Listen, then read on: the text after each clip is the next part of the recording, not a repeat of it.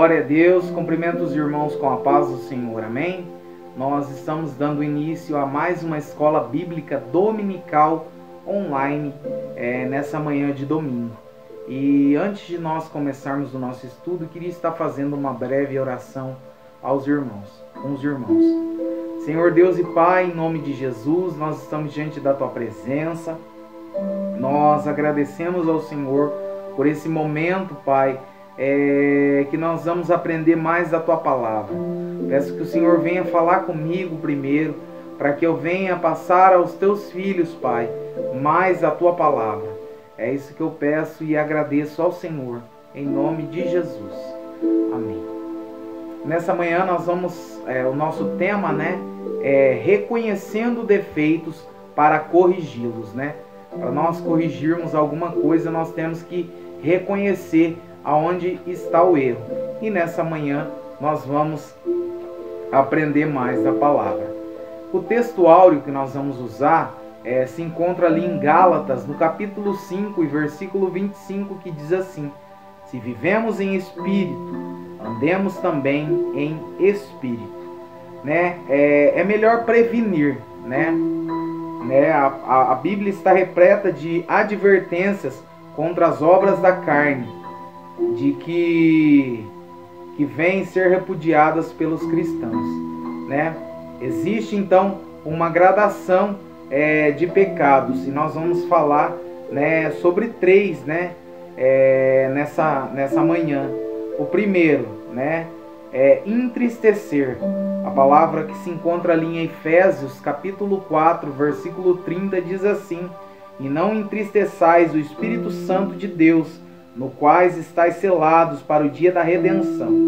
No segundo tópico, nós vamos falar também sobre apagar, não extingais o Espírito. A palavra se encontra ali em 1 Tessalonicenses, no capítulo 5 e versículo 19.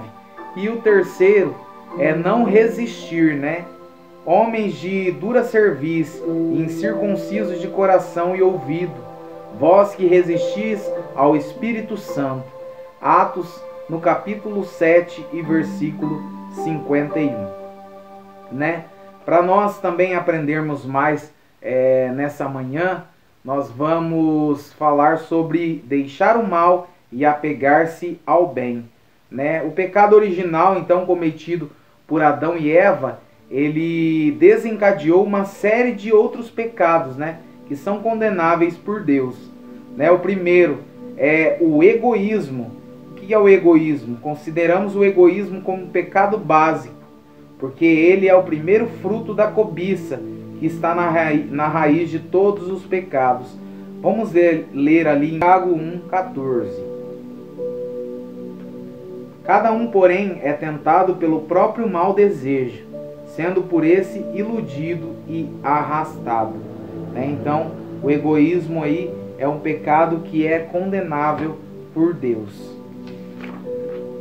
Outro pecado que é condenável por Deus é então semear contenda entre os irmãos.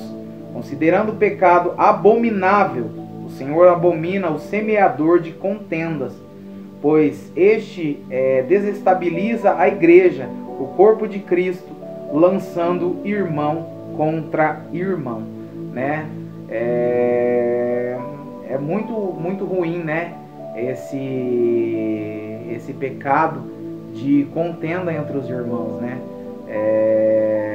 um irmão jogar o outro irmão contra, e esse é um pecado abominável por Deus. Então nós temos que tomar muito cuidado com isso.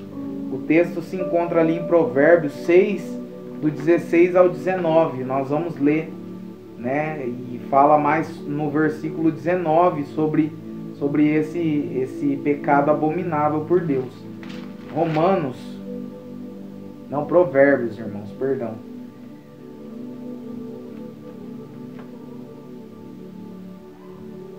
Provérbios, no capítulo 6 e versículo 16 ao 19. Mas vamos ler somente o 19. A testemunha falsa que espalha difamações e aquele que provoca contenda entre os irmãos. Então vamos ler do 16 para nós não perdermos o raciocínio aqui.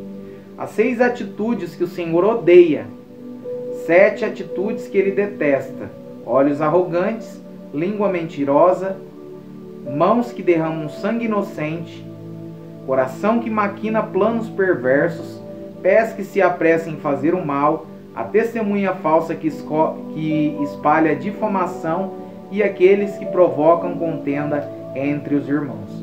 Aí então no texto de Provérbios nós podemos ver que esse, né, é um pecado abominável pelo nosso Deus, a contenda entre os irmãos.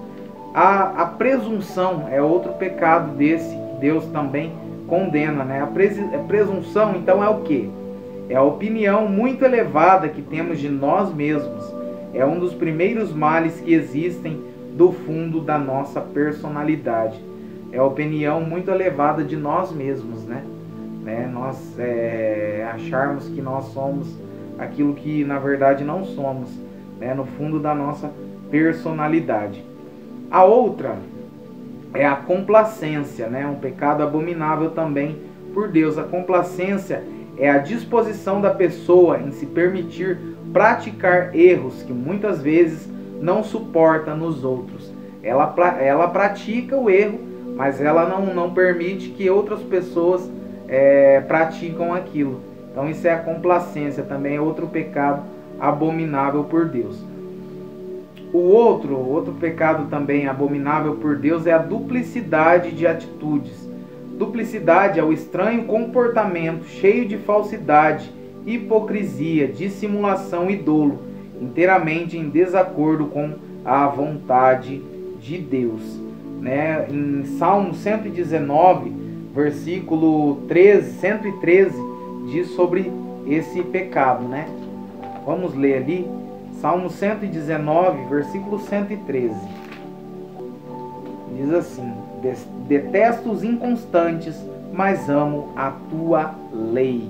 Então é um pecado abominável também, né?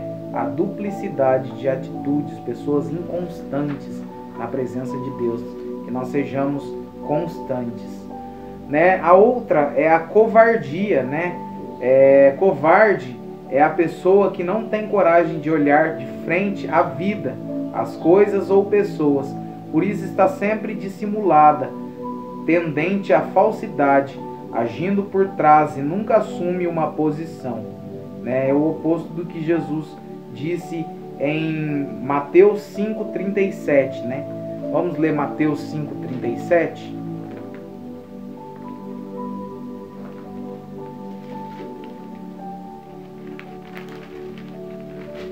Mateus 5,37 diz assim: seja porém o teu sim, sim, e o teu não, não. O que passar disso vem do maligno.